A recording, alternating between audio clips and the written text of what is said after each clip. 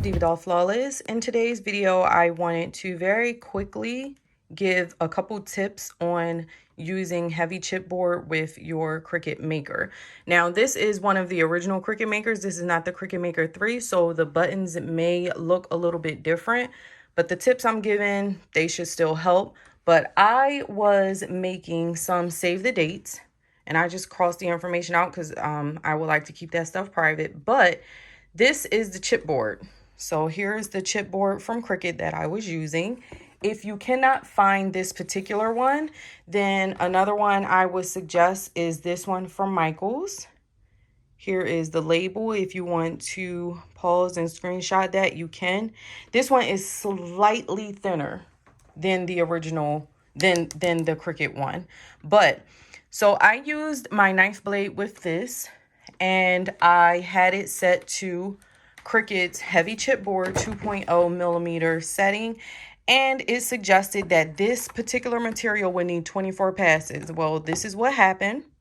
So, of course, in normal fashion, it seems with Cricut, I ended up having to come up with my own settings, and I found that 11 passes actually helps. Now, what I have not figured out is how to control the amount of passes. So I wish there was a way, like in Silhouette, you're able to determine how many passes, I believe, when it comes to cutting a material. But on Cricut, it's preset. So unfortunately, I had to, knowing that it would cut through the mat if I did the 24. And once I figured out that 11 passes was what it was going to have to do, I pretty much had to babysit the machine. So what you do is you load the project on with the chipboard, and then when it gets to 10 passes, you need to definitely be next to your machine so that once it's finished the 11, you can hit the pause button.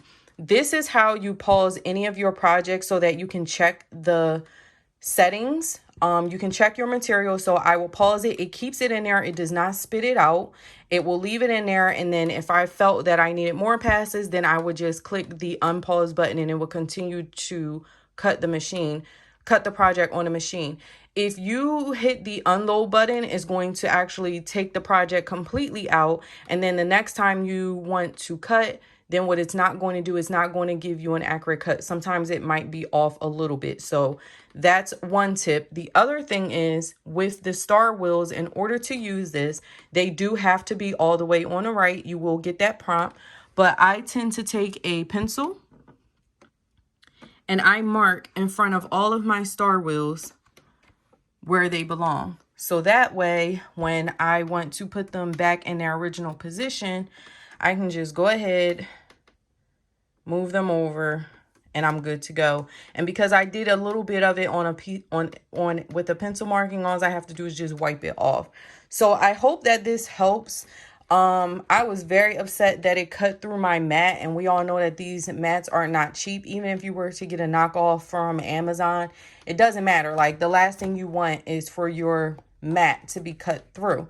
So again, Cricut knife, Cricut chipboard, 11 passes is what you need. And then the other tips would be to obviously make sure these white star wheels are moved all the way over. And if you're worried about the original positioning, all you need to do is mark them with a pencil. I hope that helps. Thank you all so much for watching. Have a gorgeous day, dolls. Smooches. Mwah. Bye.